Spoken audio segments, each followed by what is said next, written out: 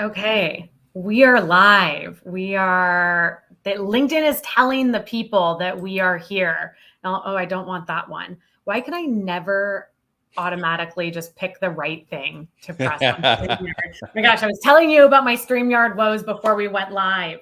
But we are here. We are here for June Business Book Club bonus session of Shut the Hell Up and Sell by Ronnell Richards, whose face you can also see as we are welcoming some people into the chat. And before you introduce yourselves, well, I'd love for folks that have already joined us, drop a comment. And I'm curious to read what shutting the hell up and selling means to you. So drop a little comment instead of telling us where you're from or whether or not you read the book. I'd love to just hear your interpretation. So drop a comment. Question. What does shut the hell up and sell mean to you? And for folks that maybe don't already follow Ronnell, which is insane, I'm going to drop his URL into the chat as well. Let's see if it'll let me do that. Okay, perfect. No, it says failed to post comment. Do you want to try to drop it into the chat on LinkedIn, Ronnell? Or got it. Follow Ronnell is what I'm trying to say. Okay, a couple of quick bookkeeping notes before we jump all the way in. This is a bonus session, as I mentioned. So usually we are meeting on Zoom. So Business Book Club is a Patreon community. If you want to learn more about the Patreon or about joining our monthly sessions, please do. We would love to have you. That's on patreon.com/businessbookclub. Usually Business Book Club is the first Tuesday of the month, but the same time, 6 p.m. Eastern. We have some great books coming up. The classic next. I've never read 7 Habits. Yeah. So I'm super excited. Then Shonda Rhimes, who is just such a goat. For folks that don't know her, she is the writer of Grey's Anatomy and also has like Shondaland and did Bridgerton. She's it. She's made it. And then Radical Candor by Kim Scott, which is a book I think everybody has heard of, but when I talk to people, very few of them have actually read it. So excited for that. And then predictably Irrational comes next, which is a book multiple people have recommended to me. So a massive lineup of really exciting books. Okay, so we already have some people dropping some of their faves into the chat, which I love to see. Let's get kicked off by just having you, my friend. Hello, thank you for writing this book. Thank you for being here. Tell the folks a bit about yourself. Well, first, thank you for the invite. I'm so excited for this because every time I get the opportunity to just chop it up with you, we have such a good time and so much. It's just such a good vibe, and I think that there's so many things that you say that I've had the benefit of being able to be on the other side of that and interview you, and that you've been able to give to my community. So I'm really excited to have this opportunity to do it with yours. So, all right, where do we talk? Like, So where do I start?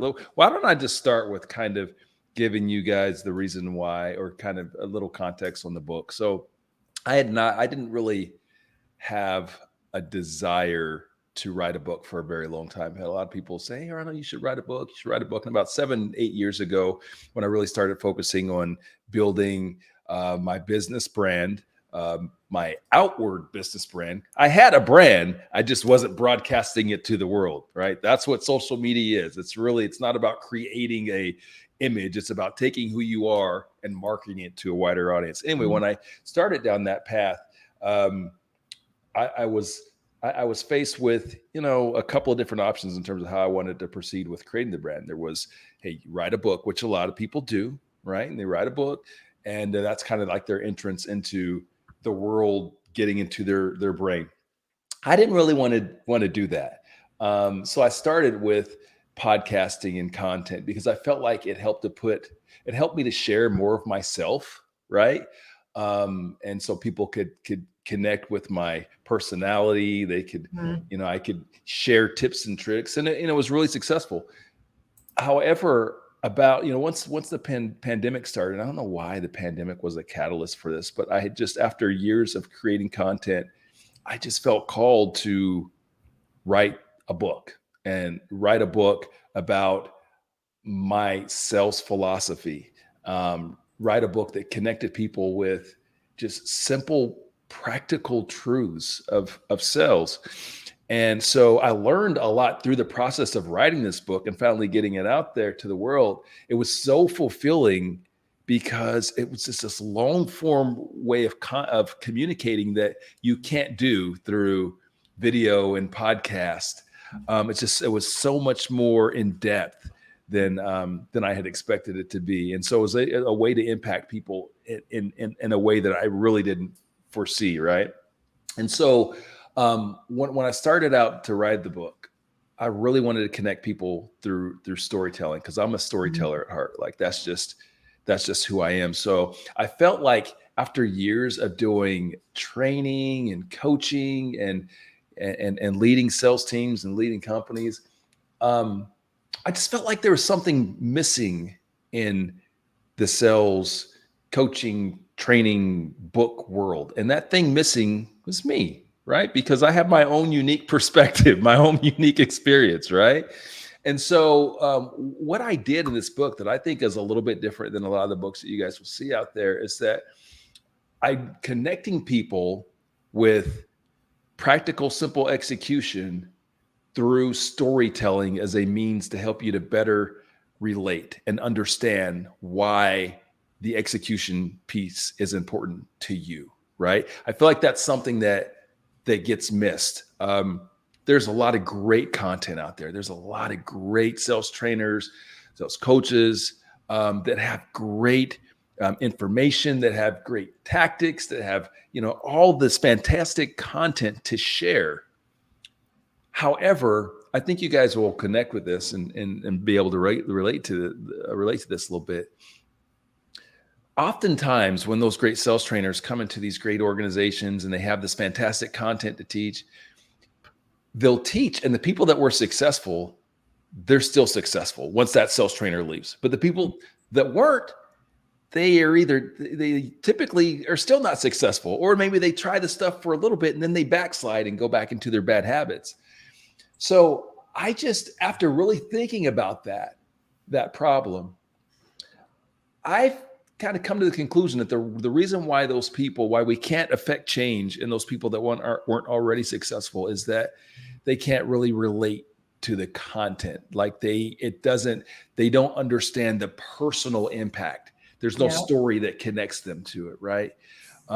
So that's what I wanted to do. So in the book, we start out, the first half of the book is really, it's storytelling.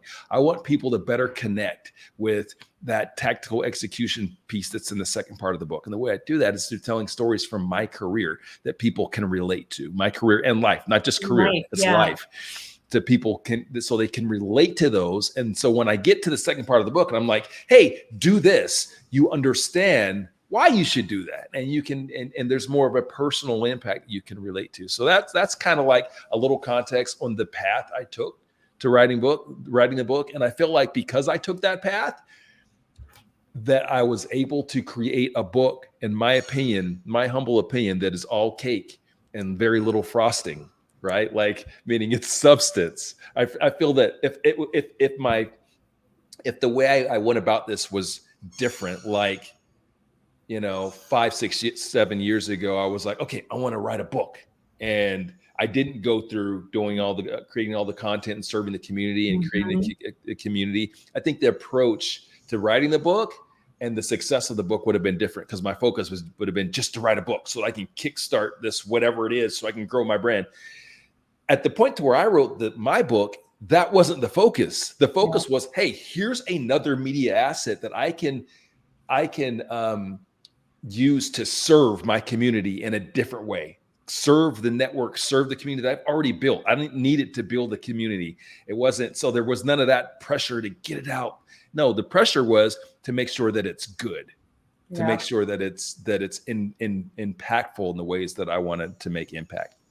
And the thread of creating, not in a self-serving way, but creating to like give and to build a community is something that I think has come up in every call, like every collab we've ever had. That's been a No doubt. thread that has been pulled through. So I'm not surprised to hear you share that that was part of like what created this passion and created this motivation. And I, this is a compliment. I hope it sounds like one. I preferred the first half of the book. Not that the second half of the book wasn't great, but like Mhm. the second half, it was a sales book, right? Like it was great advice. It's advice that I would follow. It's advice I'd give other people. But I was like, yeah, cool. Like I've heard this. The first half of the book, I was like, oh, I feel this. And that's a dramatically different takeaway. So let's jump in to donuts and why sales processes work. Let's just go right into some of those stories. Yeah. Okay. So maybe for a little bit of context, earlier this month, I attended the CRO summit in London. And one of the themes was around the criticality of repeatable processes. And there was, I think, a willingness for folks in the room to finally admit that maybe the growth at all costs strategy wasn't the best choice, and that we are now emerging into a time where founders and sales leaders are looking for more of that repeatability and more of that predictability. Mm-hmm. And you start the book by talking about a love of baked goods. And we all know that baking requires that type of repeatability and exactness, right? So well, tell us what your favorite baked good is. Oh, And then I want to hear what your take is on how reps find or follow those sales processes that allow them to shut the hell up and sell. And before you answer, I'd also love to hear from the folks that have joined us, because I'm sure there are other baked good aficionados listening to us today. Drop a comment with your favorite baked good. I need to know.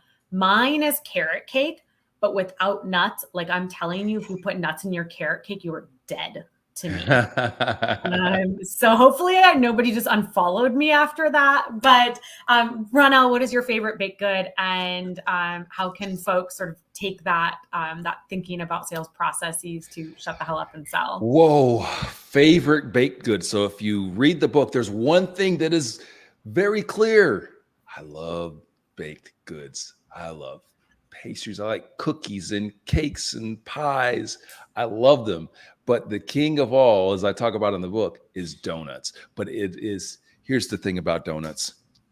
I am a donut snob, ladies and gentlemen. I am absolutely a donut snob. And so, yeah, I have had donuts all over the country. And I'm here to tell you, my friends in Salt Lake City, you have the very best that I've ever tried at Banbury Cross. So shout out to Salt Lake City. Let's give some shout outs to some of the folks that have hanging I out with us too. know. Some folks are really on Catherine, the carrot cake team. Karina, Tanya. Oh, my guys, Cameron and Steven. We Good to see see you Luigi's in guys. here and said muffins. Luigi. Luigi, that is not, I mean, that is a baked good, but that is not a sweet. And I don't think that you answered in the spirit of the ask. Try again, please. You know what? Are they a different category? I don't know. It's kind of like yes, breakfast. They are. Yes. I don't, yeah. Because a But hey, muffin can be like a bran muffin. I'm not even kidding you when I tell you I literally had carrot cake for breakfast this morning. And somebody was like, hey, do you want carrot cake or a bran muffin? The person that chooses the bran muffin, I mean, I would guess probably just leads an overall healthier lifestyle than I do, but maybe not as good of a life. No, but hey, I would choose the bran muffin. You would. Ugh, gosh, Yeah. you people. I see a pumpkin pie. That's a really good one. A couple people said pumpkin pie. And Luigi's with the classic chocolate chip. Yeah. Okay, you're back. But All I'm right. super. So when it comes to cookies, I'm also, guys, I'm just particular when it comes to all this stuff. So like my cookies, I hate dough. I hate doughy cookies. They gotta have crisp with the chew. Crisp with the chew. Like the ones in the little green bag. Do you like those ones? In the green, oh, you mean Tate's? Tate's. I mean, Too they thin? have, anything that I like them fresh. I like them Okay, fresh. So right. like, anything that's been sitting in a bag, there's some preservatives in there. So Karina says Revolution Donuts in Atlanta because she understands that I'm in Atlanta. Yeah. I'm sorry, Karina.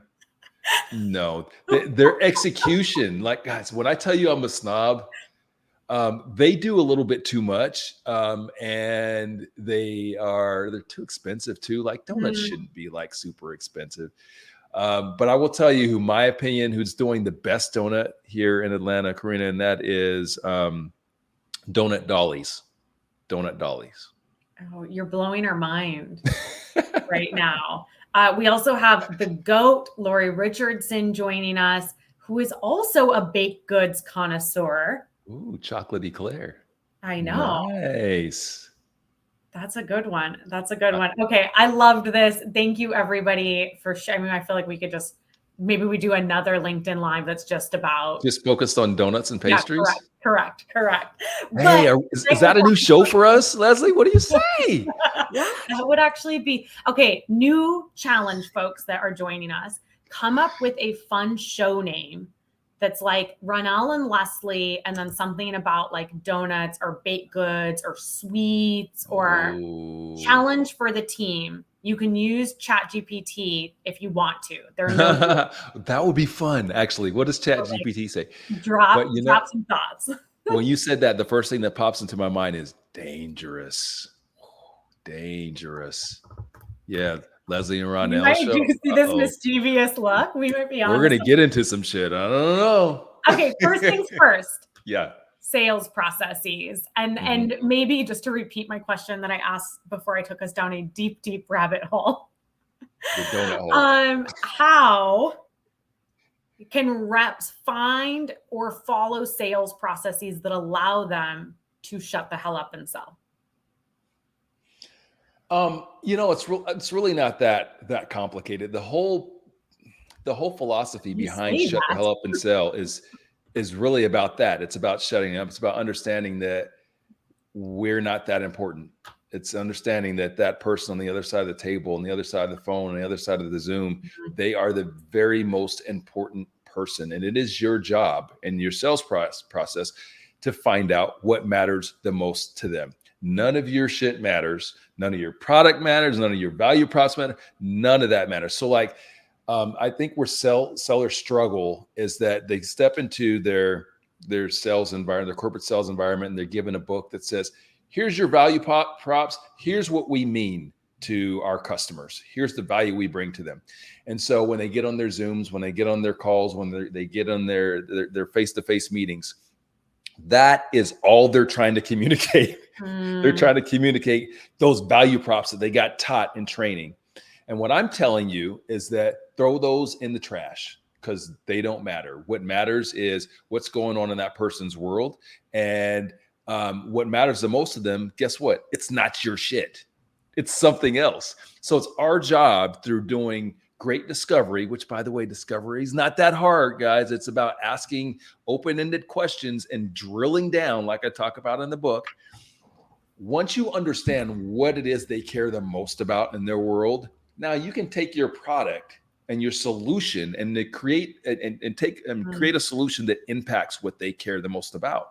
That's really at the heart of what shutting the hell up and selling is really about. It's just understanding, again, fighting all the impulses to speak, fighting all the impulses to prematurely create a solution, all these things that we Yeah. feel so much pressure. And so like part of what I wanted to do in the book is help people to understand that, but also give them some simple tools to be able to execute it. Because it's one thing to say, hey guys, you should talk less. Duh. Yeah. Everybody knows that shit. Everybody knows I shouldn't talk. They need to. When you step in your first sales gig, your sales manager will always tell you, to listen. You got 2 ears to listen and one mouth, right? We've all heard that. That's cool, but how do you do it?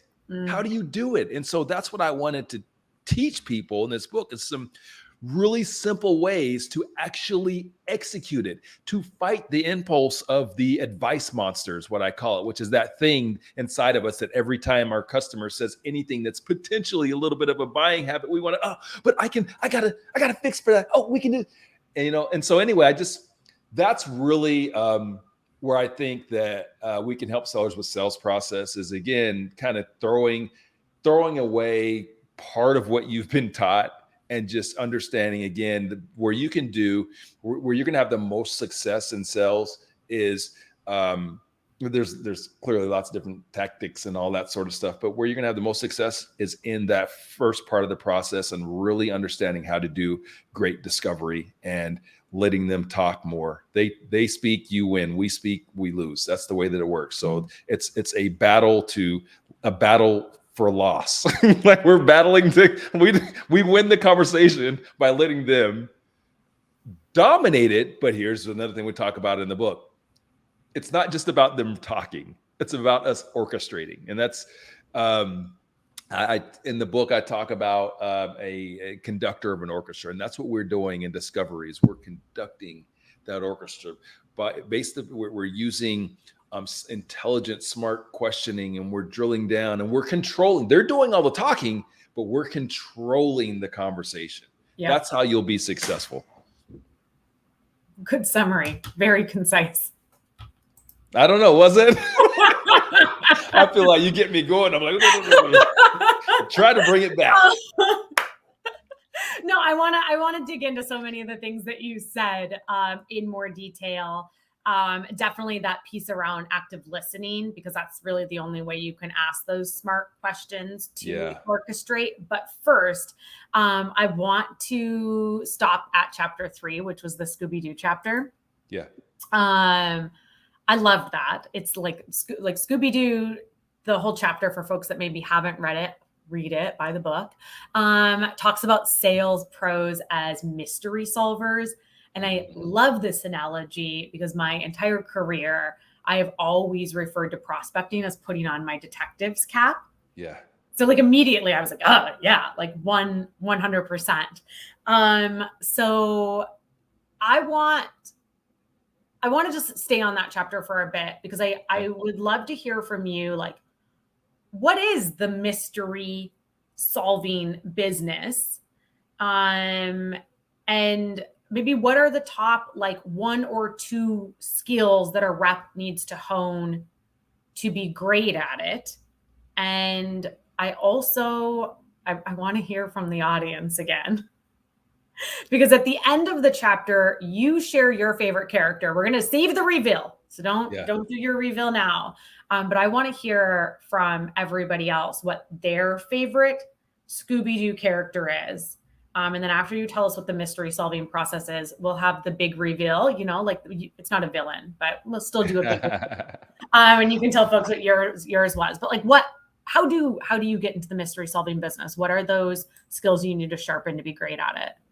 Yeah, so I'm going to give you guys a couple of tips, things that you can do to be better at it.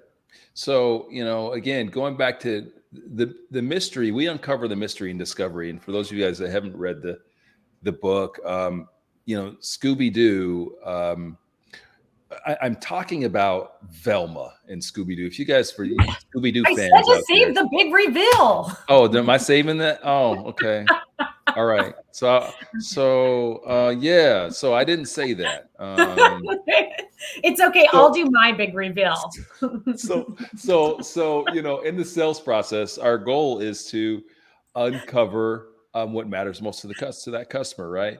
And what matters most to them is the big mystery. It's just like in Scooby-Doo, where they got to figure out, who robbed the bank, and it was Old Man Withers who's dressed up in a costume, or the butler did it, whatever it is. So when we go into when we go into in the sales floor and we're working with the customer, it's our job to figure out what that mystery to solve the mystery. And the mystery is, again, what matters most to them.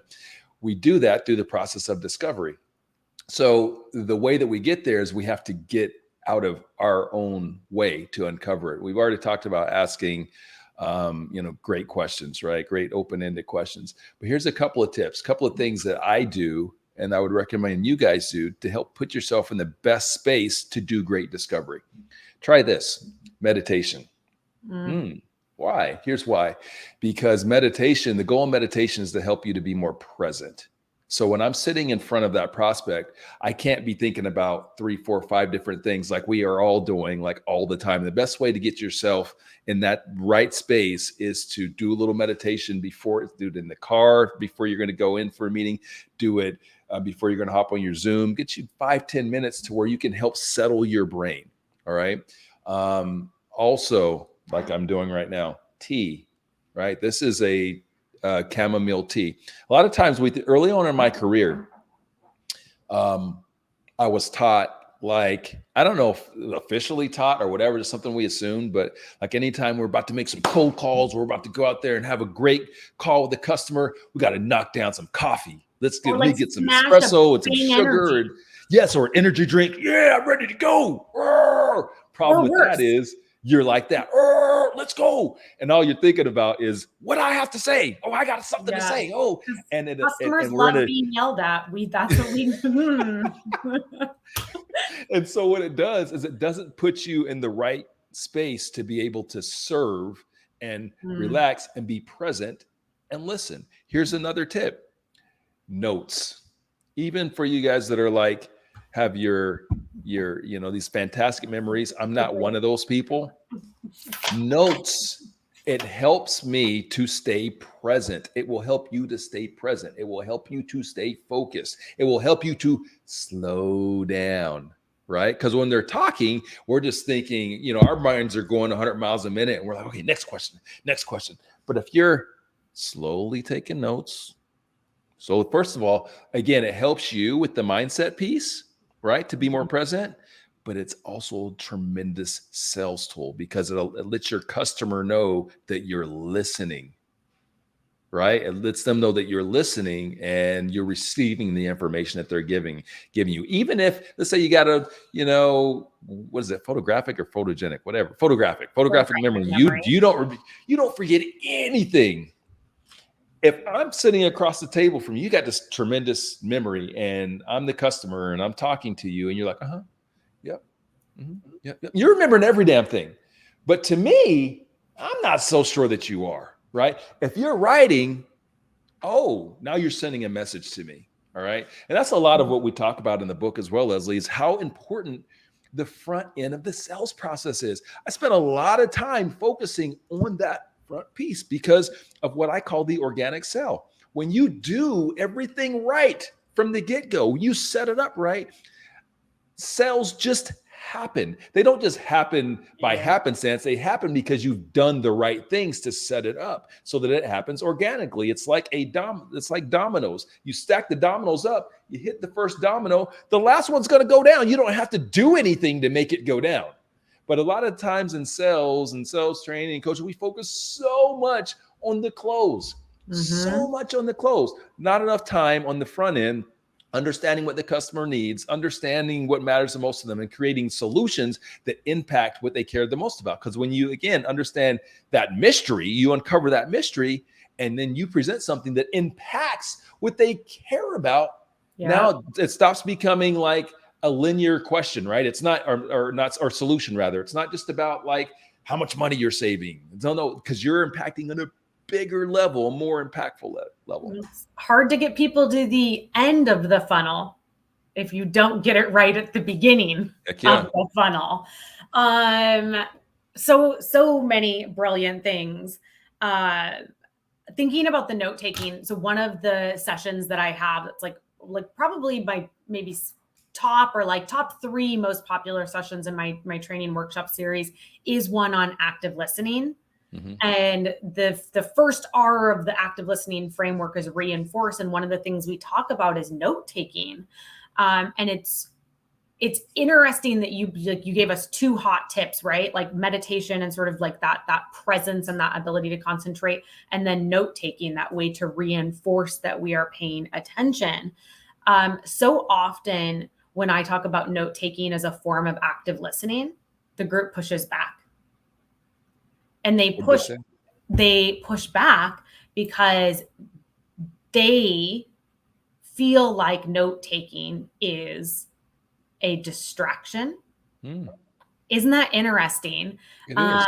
And so I would, and I'm like firmly with you. I mean, you saw me like showing off my notes. I have two notebooks. Like I take notes, copious notes. I take notes so I can be fully present, so I don't miss anything important. So I'm not renting space in my head to the next thing they're going to say or the question I want to ask. I put it on my notebook and then I come back to the conversation. So I love that. And what I would add to it is that if you are hesitant about taking notes because you are worried that it might send the opposite signal, say it out loud. Just so you know, I'm going to be taking notes because I want to make sure I don't miss anything important that you share with me. And then not only are you using note taking as a form of active listening, you are reinforcing the fact, like you are verbally stating the fact that active listening is important to you and it's, a top priority for the call. You Yeah. know, and what I'll add to that is like, so I do note taking on Zooms like that. So again, like Mhm. the advice you gave is fantastic, and I'll prep people because as you can see right now, guys, you can't see my hands, Yeah. right? So if I'm doing this constantly, it may look like I'm distracted, but when I prepare the customer, I say, hey, listen, I'm going to be taking notes, and they appreciate it. So I would push Mhm. back on people that say that because here's another thing about my perspective on this. I am a 20-year entrepreneur. So building companies, leading companies, I'm your decision maker. For 90% of you out there, I'm the guy that you're trying to get on the phone. I'm the guy that you're trying to get a meeting with. And I can tell you that it's something that I appreciate because what I value more than anything is my time being wasted.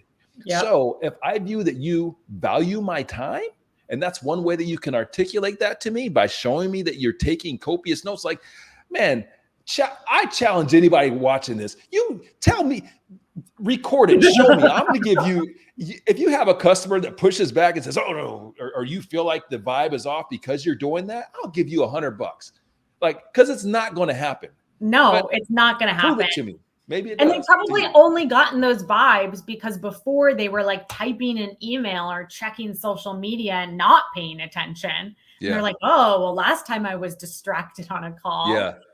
The way I frame it is like if you're at a restaurant and you're with like a group of 10 people and everybody's placing their orders, would you rather have a waiter waitress who I don't care if they're literally the best and they are literally going to remember everything? Would you rather have a waiter or waitress who writes down everything you're saying or who's like, no, I got it.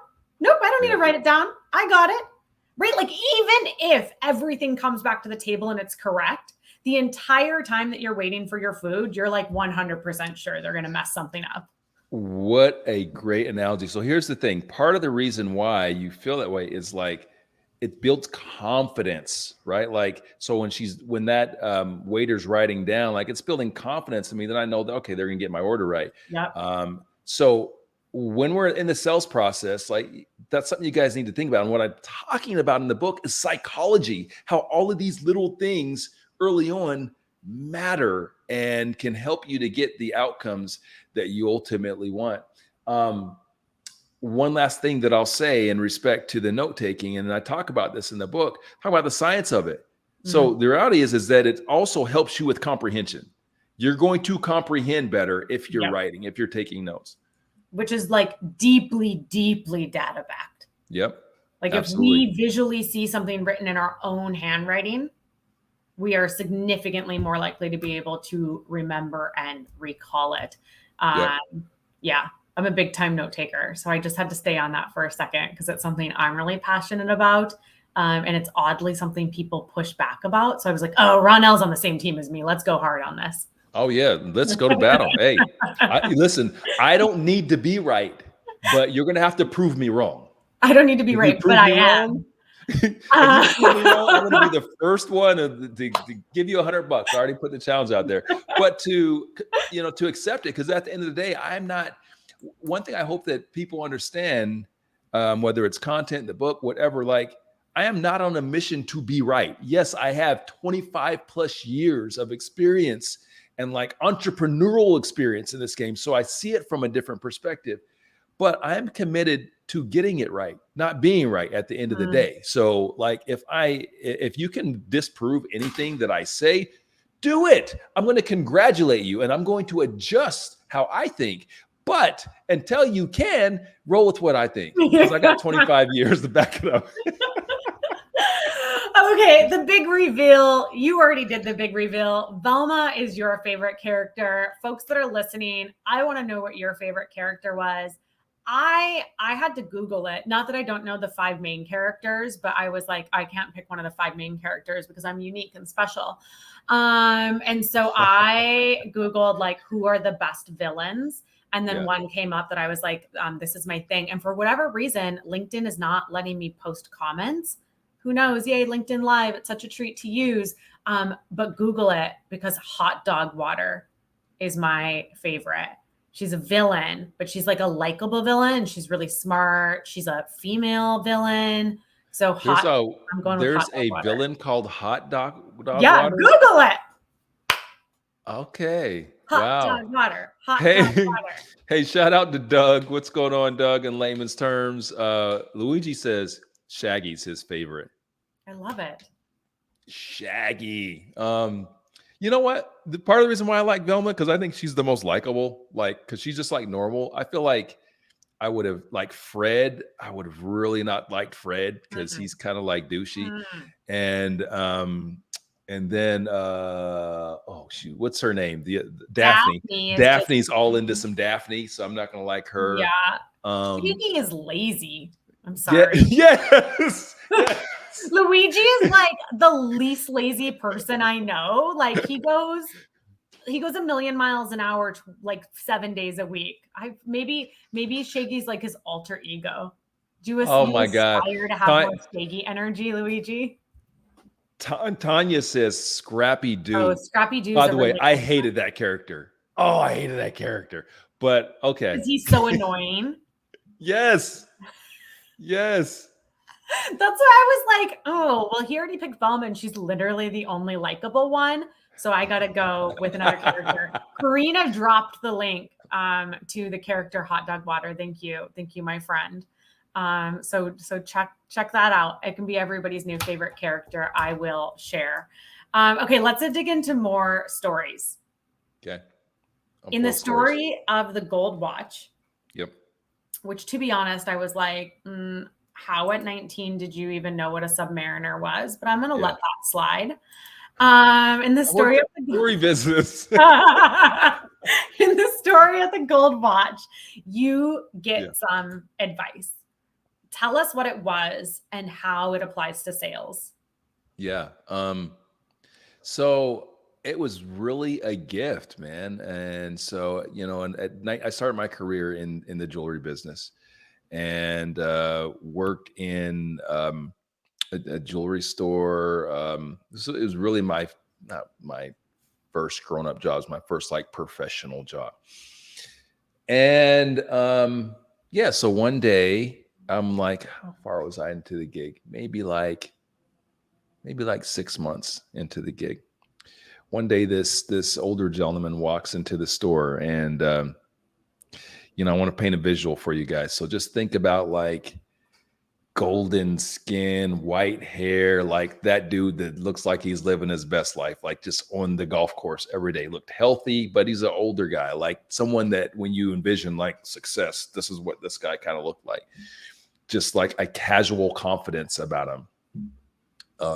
You guys know the kind of type of person, like nothing to prove, just like I've done it all. And like now I play golf every day. So he walks in, pops this watch down. Yeah. And it was probably the first, I don't know if it was the first, so long ago, but it's not the type of watch that you see every day. And in my jewelry store where I was at, like it was working class area. So you don't see a lot of the watches like that. Anyway, he pops down this Rolex. And so he just needed the movement clean. So for those of you fancy lads out there that have beautiful Rolexes and Omegas and Tag Heuers and whatever else, you know what that means. Movement clean it's an automatic movement. So you got to send Rolexes are notorious. They're kind of like the Land Rovers of of the watch world, meaning Oh, like man. they get you get tons of street credit with it, but it's not necessarily the best timekeeping piece, and they take a lot of upkeep. But there's no better logo. There's no better brand for street cred. Anyway, so he needs the movement clean, drops it off. I fill out the little envelope, hand him his ticket. He goes on his way, and really uneventful. So he comes back when the watch was due back. I think it was like 2 days later. He comes back, comes to my store. I'm there, recognize him, hands me the ticket, and I go thumbing through the drawer for his watch, and it's not there. And I'm 19. It's a really expensive watch, and I'm kind of freaking out a little bit. And so I go back through it again, and nothing, no dice. So I call up my watchmaker. I say, "Hey, Adrian, I've got this ticket number, and the watch isn't here, and the customer's here, and I don't know what to do." Guy tells me, "Well, yeah, I couldn't get to it, so it's going to be back like tomorrow." And I'm like, "Shit, okay." So then I go to the customer and I say, "Sir, I'm sorry. Watchmaker tells me that's not going to be here until tomorrow." And he paused, and there was no he wasn't mean, and it was really a gift that he gave me on that day, and I will never ever forget it, as it's in the book, as you guys know. Hopefully, a lot of other people will never forget it. But he told me very simply and calmly to always keep my word. Mm. That was it. He's like, and he left. I never saw him again after that day.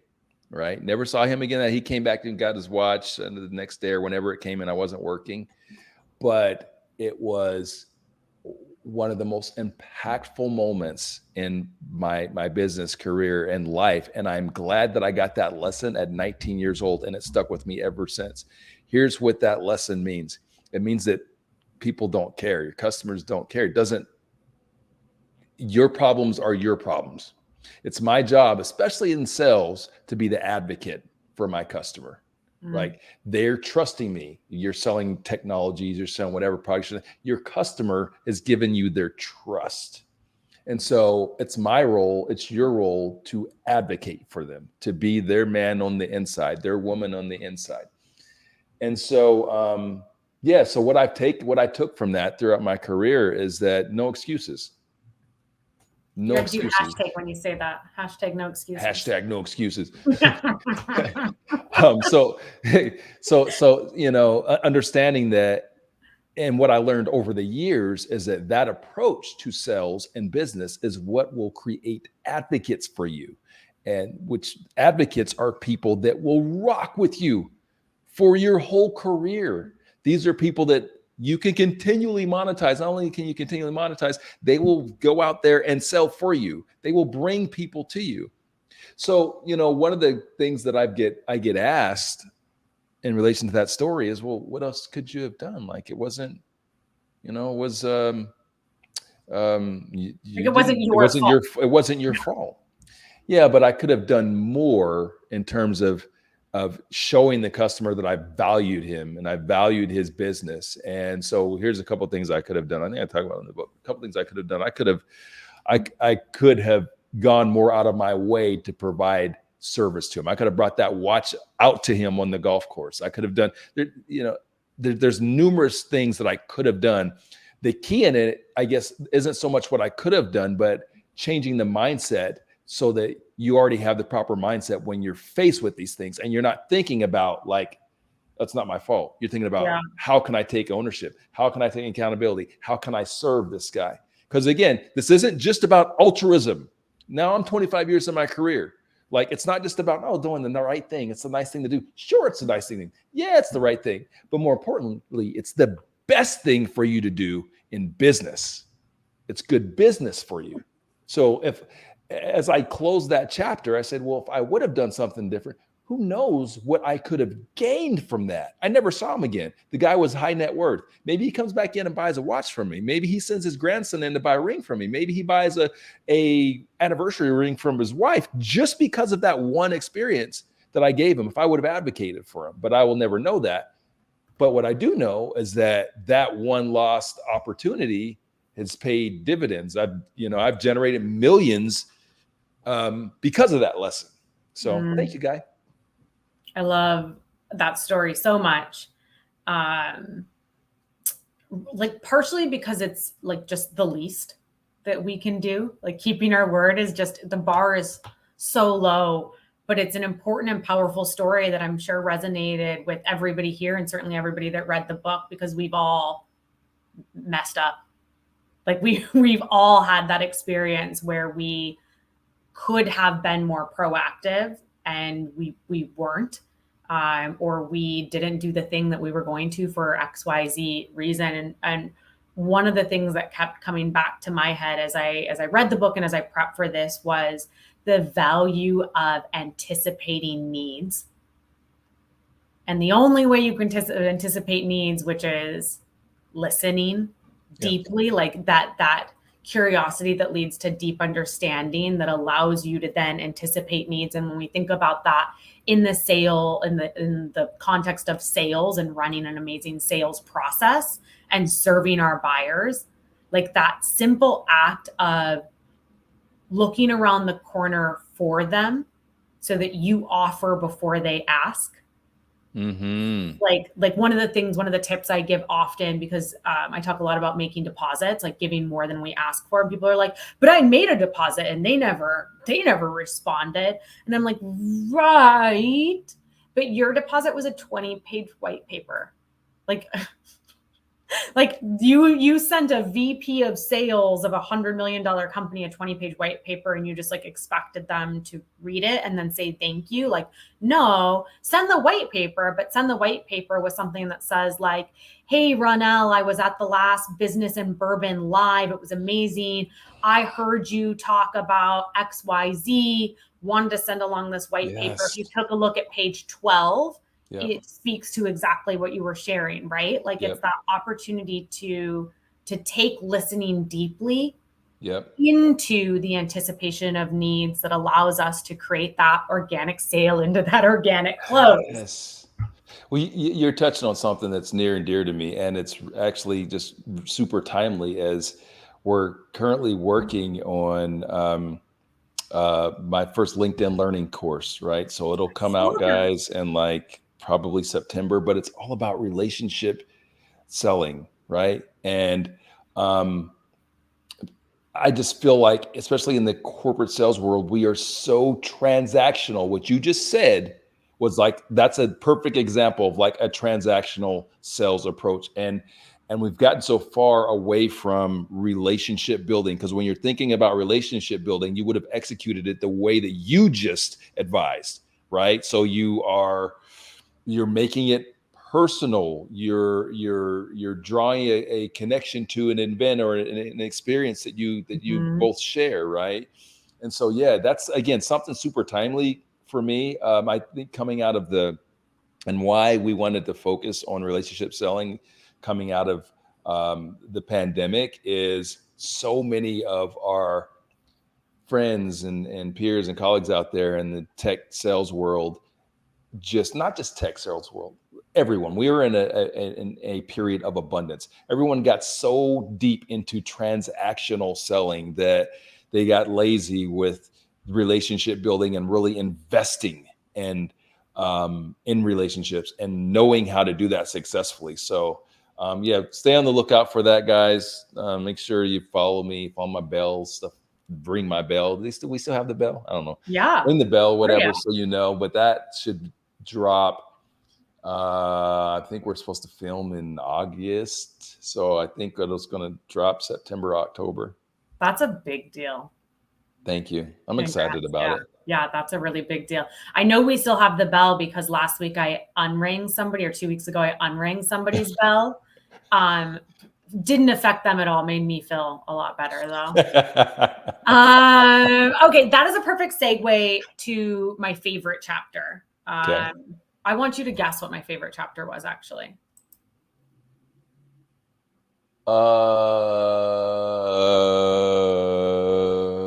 Yeah, grab the book. Can I cheat? Yeah. Can I cheat? Yeah. Okay. I want you to guess. Let's cheat. I'm gonna say. If anybody else has favorite chapters, drop them in there. because I saw some at the top of the show about Scooby-Doo chapter, Gold Watch chapter. Yep. It's not about you? Yes. Okay. Yes, it is. Look at that. I had faith. I had faith that you could guess. Yes, it is not about you is my favorite chapter because gosh, that is something that salespeople and let's be honest, like people in general need to hear more often. And like I think a lot of it is tied to that, you know, like at the top of the show, we were talking about the growth at all cost mentality, and you were just talking about this sort of season of abundance that we just came out of as sellers, and there was like a lot of main character energy happening. Like so many sellers really like think that they are the main character, and unfortunately, it's like a lot of sellers that have never sold in a recession or have never sold with a model that wasn't like a PLG heavy inbound model. Yeah. And I'm not talking shit, like all sales jobs are hard, full stop. But like, let's be real honest, there are some sales jobs and sales environments that are harder than others. Yeah. And I think this environment where we dumped so much money into our marketing, into inbound, where these PLG models had so much success, where like money was just getting dumped into products and services, particularly into SaaS, that there is a lot of people that are kind of thinking that it is about them. Yeah. And that sort of like, I'm the main character attitude can absolutely kill a deal before it is before it's even on the table. And you know, I think Ronnell, you and I had like sort of similar starts in like corporate sales, or I won't maybe bucket you with me, but like starting in sales, the culture and the approach, like I bulldozed through impact statements. Like I bulldozed people. Like I used FOMO to manipulate folks. Like when folks said no, instead of having a conversation like a normal human and addressing their fears, I would just hang up and then mumble things to myself like, have fun saying small with your shitty business. Like it was ugly, right? Like it was ugly. It was bad. And like Luigi dropped a comment, like the best sales lessons are from mistakes I made. Like frankly, one of the reasons I'm so passionate about the things I am and so good at the things I am now is because I was so bad at them in my early 20s. Because that's how I was being taught to sell. And like, I'm going to be really honest, it worked. Like it made me feel gross and sad, but like it worked. And that was the longest way ever. I would love to talk about that. Oh, because it did work, right? It worked. But what you learn now that I'm not going to bucket you. I'm going to bucket me. Now that I have gray hairs, is that is not the recipe for long-term success, and it will keep you on the hamster wheel.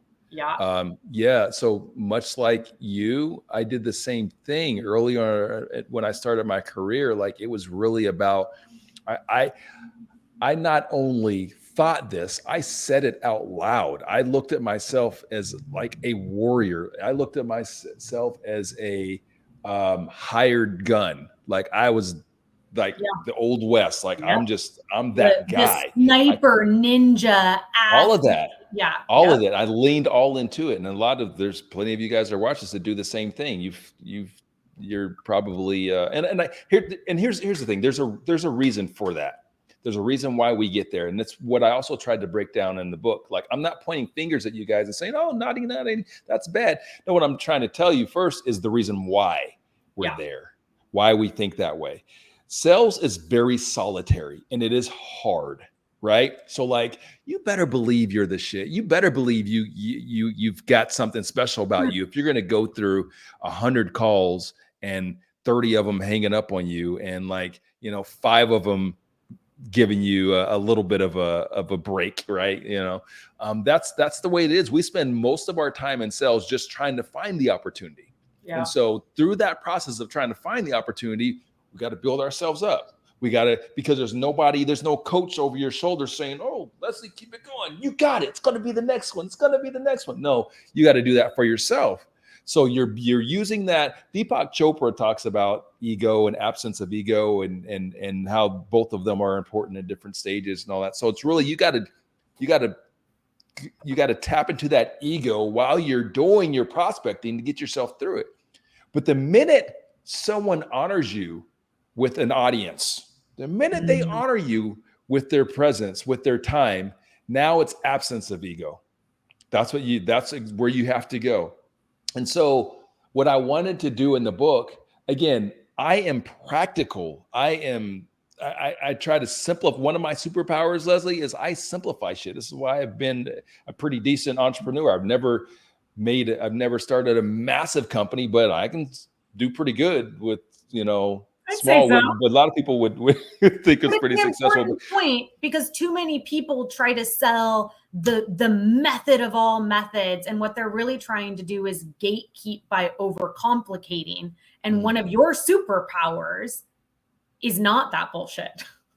Well, Leslie, I think that people do that because they don't really understand it. Here's what I mean. In the book, when we talk about make the donuts, I talk about a baker, right? Imagine this, guys. You get a recipe to bake a cake, okay? And you get the ingredients and you bake that cake according to the recipe, and it turns out great, turns out good. Think about this. If that same baker, you, had to mill the flour, had to churn the butter, and you understood the ingredients at a more intimate level, how much more successful, how much better of a baker would you be? How would you be able to, you'd understand how to pivot. You'd understand that, hey, listen, I'm out of baking soda, so I can use this as a substitute. Or, I like that. You understand the nuance. So that's why I'm able to simplify things like that, Leslie's, because my background, my experience comes from creating this stuff. Like I had to create it for my businesses, create it for my company. So I understand the ingredients at a different level. So it allows me to be able to simplify it so that I can just get straight to the cake and get rid of all the frosting. That's powerful. Like, it is the difference between being able to follow a recipe, which a lot of good salespeople can do, and understanding the chemical reactions. Yeah, that's powerful. We're at time, and I think that that's a perfect analogy to wrap on.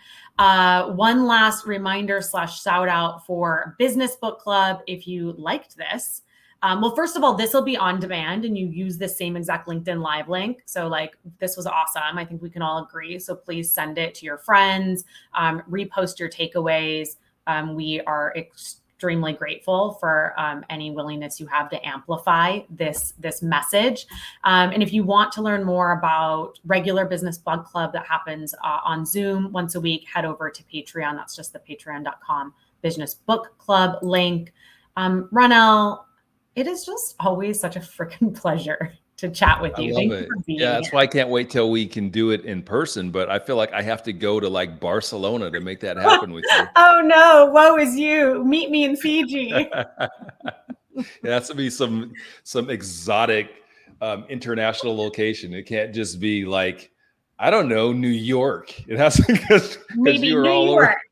I really need to get to New York. So maybe that'll be our like meet in the middle. Like, well, up and over Chicago to New York, Atlanta. Well, I was in your hometown. I was in your home city, your base, last July, and you weren't there. I was not. I was in South America. I'm a Leslie worldwide. No doubt. But hey, this has been so awesome, and really, I appreciate the opportunity. It's always fun chatting with you, and I love collabing with you because you're a real one. So thanks, Leslie. Same. And thank you very much to everybody that joined. We are deeply appreciative for the time you gave us, and we'll see you again soon. Have a great night. Hey guys, thank you.